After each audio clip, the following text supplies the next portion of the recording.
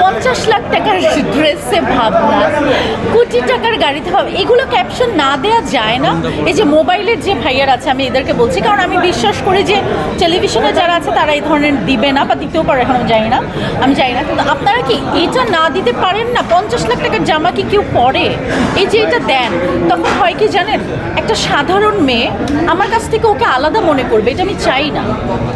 আমি চাই একটা সাধারণ মেয়ে অনুপ্রাণিত হোক আমাকে দেখে, ও মনে করবে যে আল্লাহ, আমি তো জীবনে কোনোদিন 50 লাখ টাকার জামা পরতে পারবো না। আমরা তো বেশিরভাগ কাপড় পরি মানুষের ফ্রি। এই যে আজকে শাড়ি পরেছি, ডিজাইনার এসেছে, সে আমার জন্য বানিয়ে দিয়েছে, আমার তো 1 টাকাও খরচ হয়নি।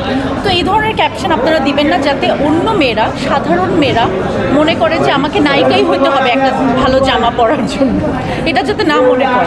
আপু, যেটা জানতে চাচ্ছিলাম সেটা হচ্ছিল এই যে রিক্সায় শাড়ি পরে ঘুরবেন, হ্যাঁ, যদি কখনো এমন মনে হয় যে রিক্সার চাকায় শাড়িটা পেঁচিয়ে গেল এবং আপনি পড়ে গেলেন, হয় এমনটা, কি নেগেটিভ কথা বলতেছে ভাই, তারপর আল্লাহ মাফ করুন। যদি এমন হয় সেক্ষেত্রে আসলে তখন কি করবেন? বা জীবন থেকে যদি, এই শব্দগুলো বাদ দিয়ে দিতে হবে, যদি কিছু না, এরকম কখনো হবে না, আল্লাহ মাফ করুন। হ্যাঁ, আচ্ছা আপু, সব কিছুর শেষে একদম যদি জানতে চাইবো, হ্যাঁ। দর্শকদের জন্য যদি কিছু বলতেন, এবং সামনে যে পাপ কাহিনী আসছে সেটা নিয়ে কতটা প্রত্যাশা করছেন?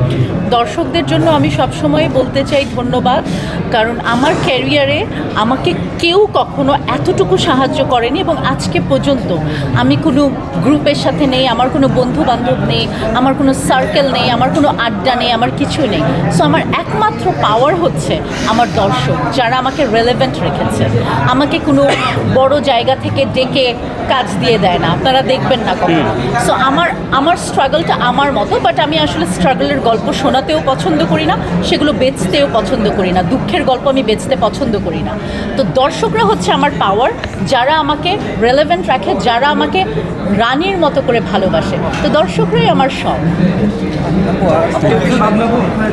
ধন্যবাদ আপু।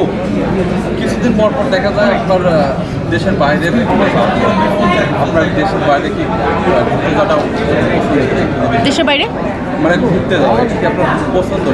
দেশের হ্যাঁ, মানে অবশ্যই কাজের জন্যই বেশি যাওয়া হয়, দেখা যায় শো থাকে, কাজ থাকে, তো কাজের জন্য যাওয়া হয়, আর ঘুরতে তো যাওয়া হয়। আর একটু জানতে চাইবো যে আসলে সামনে যেহেতু পহেলা বৈশাখ, বলছে পহেলা বৈশাখ সামনে যেহেতু পহেলা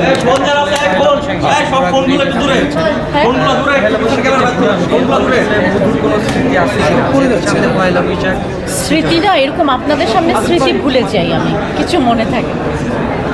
ঠিক আছে, থ্যাংক ইউ। হ্যাঁ, অবশ্যই।